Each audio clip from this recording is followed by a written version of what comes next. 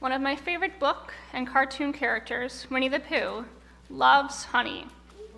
He is stuck inside honey pots all the time, trying to get every last drop.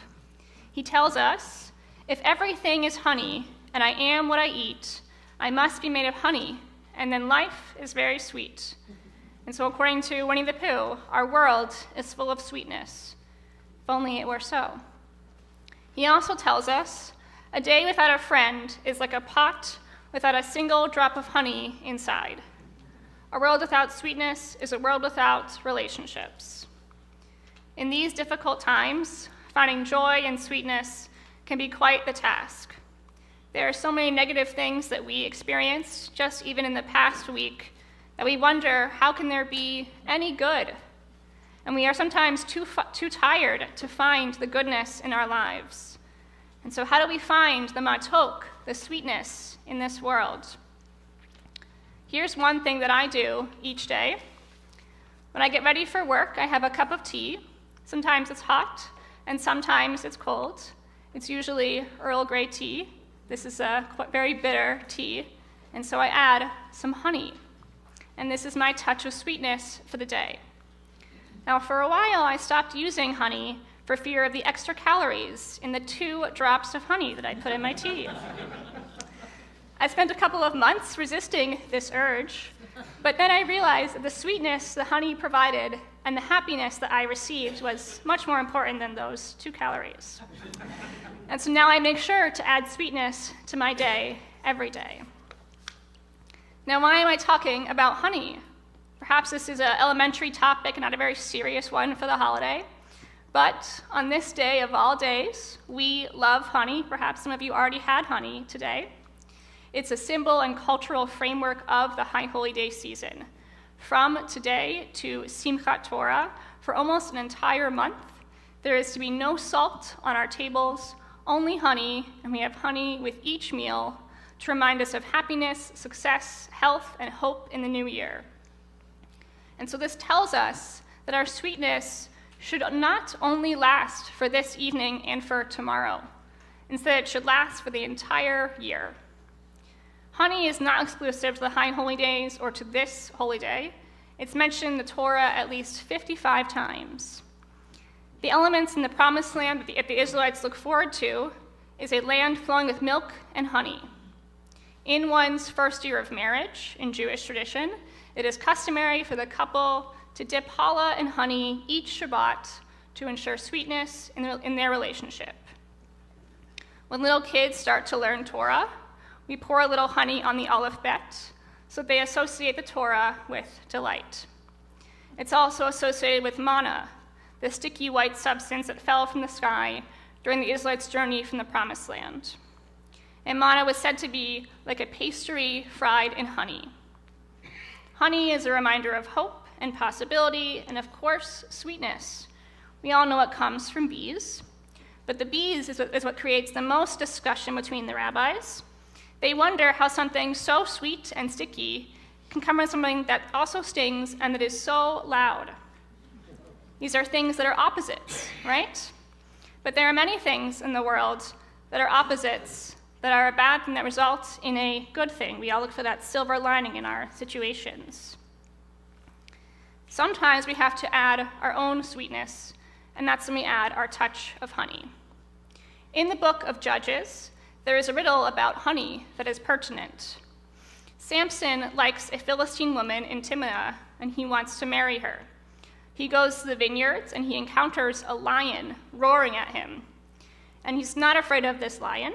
Instead, the Spirit of God comes over him, and he rips apart the lion with his bare hands. Days later, he comes back to marry the woman. He looks at the remains of the lion, and in the skeleton, he notices that there is a hive of bees and honey. And so he eats some of the honey and shares it with his family, but he does not say where it came from. He tells a riddle to the people of Timnah. Out of the eater came something to eat, out of the strong came something sweet. He gave them 7 days to answer this riddle. 3 days passed, and no one could answer it. On the 7th day, the last day, the people asked Samson's wife to convince him to share the answer or they would burn her father's house. And so, after much cajoling, begging, and tears, Samson tells her, and she tells the people she betrays him. And the townspeople answer the riddle, "What is sweeter than honey, and what is stronger than a lion?" This is a story of betrayal, but it results in a good outcome for the Israelites. After the Philistines solve the riddle, Samson attacks them, delivering Israel from the Philistines as God had destined him to do so. And so we use this story to remember out of negative situations, positive elements can result. The bee harms us with stings and gives us honey too. Some rabbis have asked why we use honey and not sugar to sweeten our apples during the high holy days.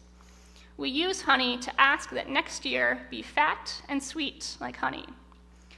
Rabbi Yosef ben Moshe asked, why bees' honey and not date honey? Well, because bees have stings, yet their product is sweet. We're seeing a theme here. And so we hope that the harshness of God's judgment is tempered by mercy, producing a sweeter result in the year to come. We also remember that the apple is the first sweetness of creation. But honey emerges when bees gather pollen from wind-pollinated flowers.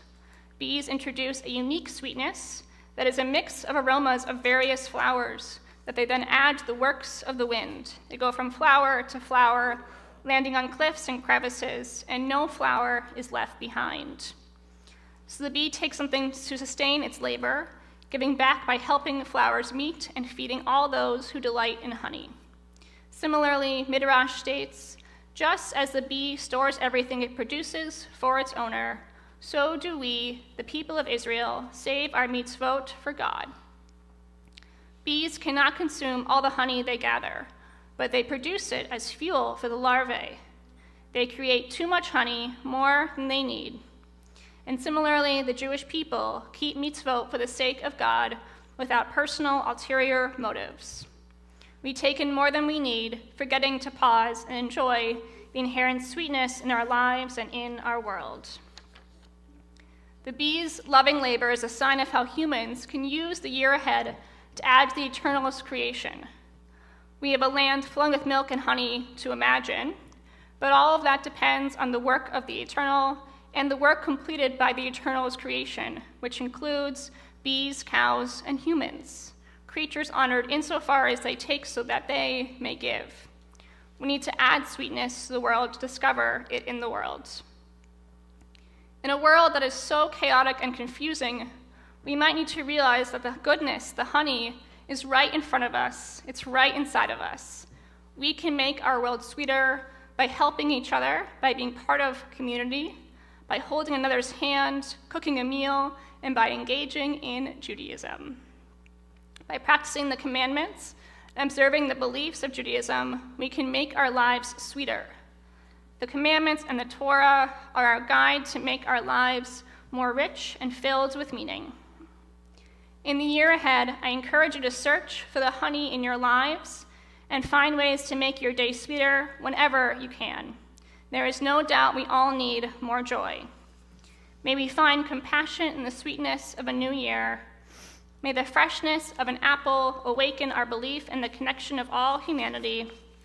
And may the sweetness of honey revive our hope that joy lies within us and around us. Wishing you a sweet new year. HaShanah Tova u'Metuka.